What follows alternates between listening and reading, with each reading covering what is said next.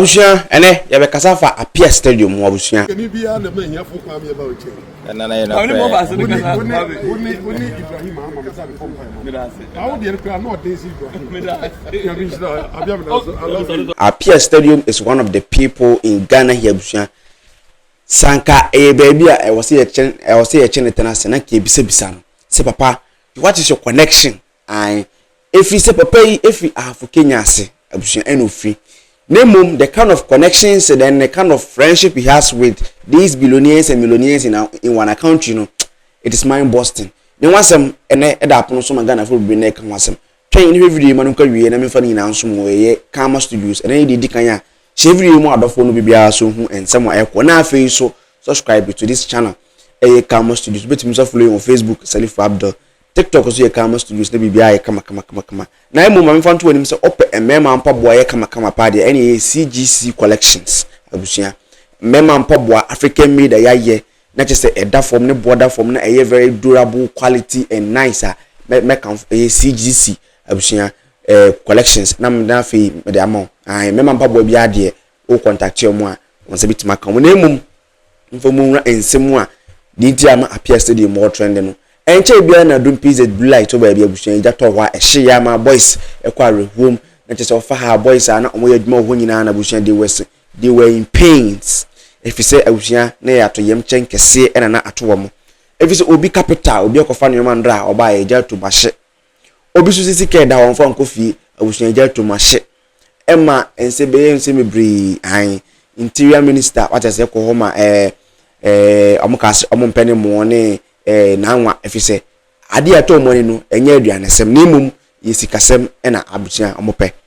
na nipo bebe na koye donations ai ba womia ekoye 2 billion na po 150,000 that is almost that is 1.5 billion ebi muso akoye donation okatacha fifa so koye almost 20,200 million and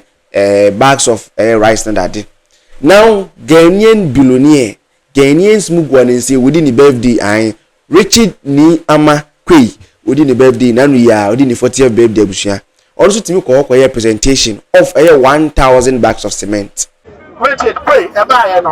omo se ye akoso wa nyina no musia sikasam ekakra eka ho saaso na mo be hira cement so kakra edu oba no we make available 1,000 bags of cement and afi 500,000 that is 5 billion Ghana cedis edema Adum for I bet me aboamo beyond 1,000 bags of cement no was making available 500,000 Ghana cedis a year that needs to Ghana 5 billion said there be ade ato money no ono so business was antimu abusu erane na ede interest ebre no the quick credit mo ase agiba bia afa ashanti region ba bia bi ho nti ade nti na ade ato money a wo bitima tana na ka se there be me enkran ni ana me gani nti memba ho na me eso masene okoho no ne Ashanti regional minister etimi koye presentation of 500,000 at my Adum blue light boys and ade ato money no na when he went there no Appiah stadium was there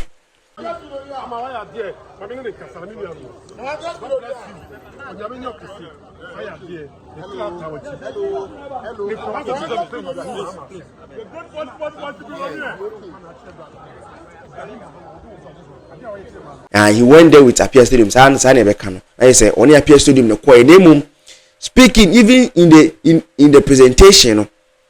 Appiah stadium was controlling someone to put the mic somewhere said the Richard ni amaku bit makasa o say di papa yachi eko nkran esa eko ni fi now watch the video Krasini but semi pa na half Kenya sini nipa Africa ni wiase nyina bodin se onyame etibe hira wo timi edi birthday nipa pempem wo papa enti na menya Davido bobi dis Appiah stadium mahama pa opani we are bigger than NDC MPP any political party be over sabotage we are in the guas if you are say this can you cheer the say Ibrahim Muhammad and amachia udini price wa bobo me camera was it a rich day if you are ring and chain dancer we it be ship that's what the action obi she cobre artificial bi na me chere kwa no Appiah Stadium wo twene sa ene many opportunity a chia papa yi papa bi ye fero aboaji contractor o se ko pere so man invitation or the invitation na o de man na se me bra po na me ru a be hwe na bi etitu wo di gold coin ba me ru a me say heaven bi ni be no ane de ne wa yi onyame hira wo man po hema se ne ba no ni bibia no masa de wa da di say obakofa se edru critical nipa be de me kra be kira a chemo no be wo fi ase president mama o ye second oni Ibrahim Mahama onyame hira na de mesra se ni skafo nyina nye fese ya so mi hie ni ami se bi kura poro kase makama na to so no ti ho da bi edru no wo hia otamfo kura fa ne ye e ma ne ye so otamfo e bi a wo nya opportunity nje nya otawo nyankopon mo ho ban no ma unni nkwa na men onipa bi obehwe video kura kasa ada no ma Appiah Stadium nkwa nkwa no betia no onyame nye se nipa no nkwa mfa nchew onyankopon o hire nipa no o hira wo God bless you amen masa nyame hira wo ade wa ye nyame hira wo amen miracle nyame hira wo masa you are big man Bible said o person wo ye kese ye wonye kuma to wati ma bro wase pa hwe ade a hyewi etimi to edan mi ensa wa half Kenyans wo de achia hini wa hwese mi nibi ana wa ma me kwan ba bia wo do ti da to na me no ti yo ni na mi shita in Kenisi Dromo oh you are done God will bless you too bless you too okay oh I love you thank you onyami shira onyami shira thank you what said I was saying I'm that's why go je ni pe because you mentor ko any fake no for this support especially despite when Ibrahim Mahama when your opportunity also monye despite we papa na Ghana no e kasantentem that's e dwuma ye onyame hira wo zama lu mo we kura na mi do na na di twatwo ketwa na kura na mi wu abepe but ne ma sheki unsa no Manchester ni die die ma che on Ibrahim Mahama kura bepe onyame hira wo God hide me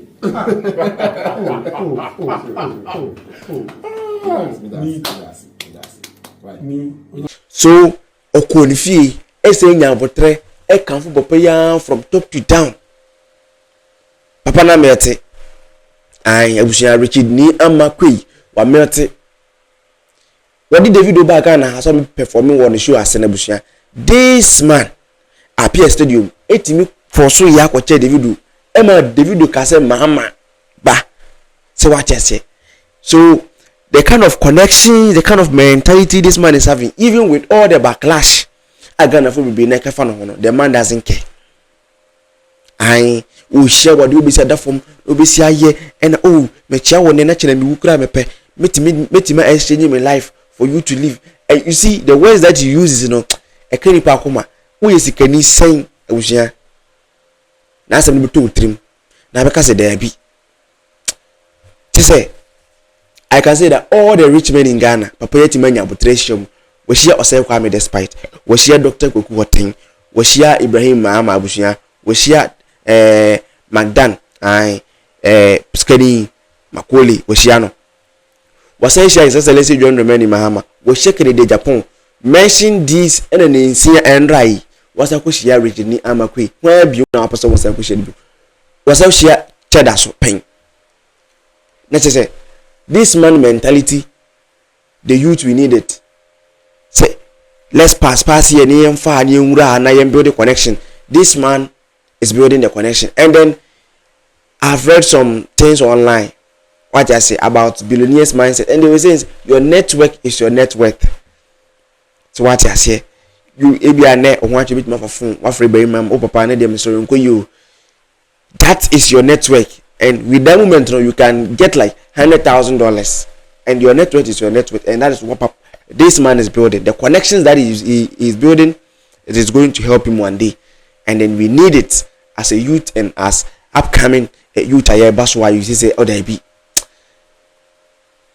Papa Appiah Stadium. What do you want?" And I say, "What was I say? Me want to say, what do you think of him?" Because I feel like this man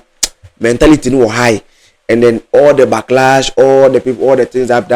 the people are saying, oh, we are going to share yourself put a also one fan.